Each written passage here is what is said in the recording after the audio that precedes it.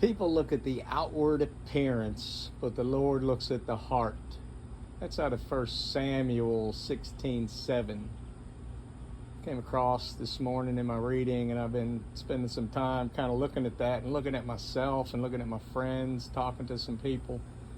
And it's easy to understand the story in Samuel where he is going to find the one that God has chosen to be the next king of Israel, and he goes to Jesse and looks at all of Jesse's kids and immediately sees the first child who's big, and he thinks that he's the one.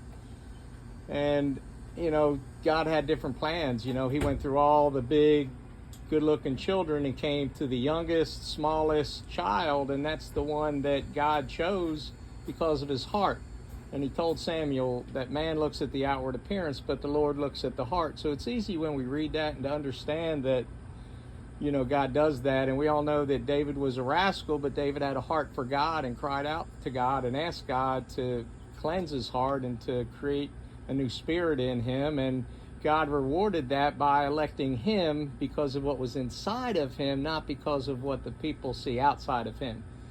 And as I'm looking at my life and looking at the world and the way the world is set up, the world is sure set up that it rewards those things, or at least it makes it appear so, that by what we do and what we possess and what people say about us and how we act and dress and the car we drive, the home we own, that people look at those things and, oh, he must have it together because he's got all this and all that.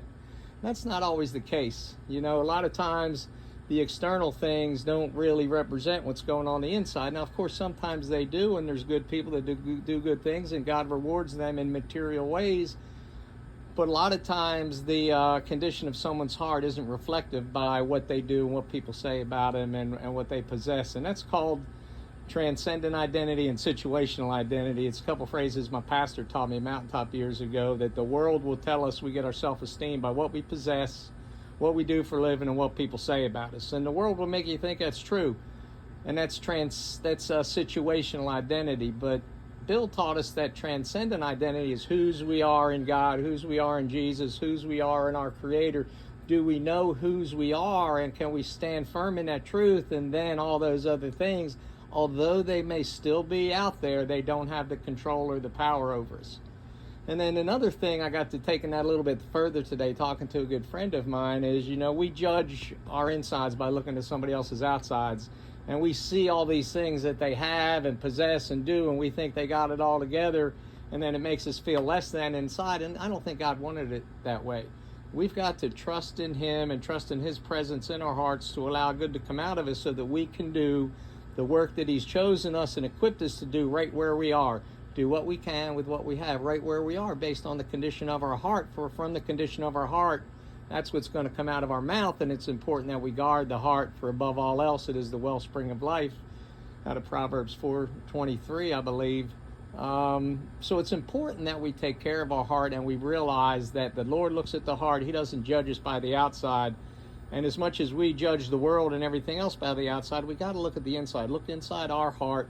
Look inside the hearts of those around us, and let's see if we all can get tuned to loving God, loving ourselves, and then being in a better position to love others. So trust in the peace that God has put in your heart. Spend time cultivating that. Spend time with him, and then share that love that he gives you and overflows you with so much on the inside that you just want to give it away on the outside. And of course, don't forget to take care of your mind, body, and spirit, and get centered, get grounded. Spend time in nature, spend time with God.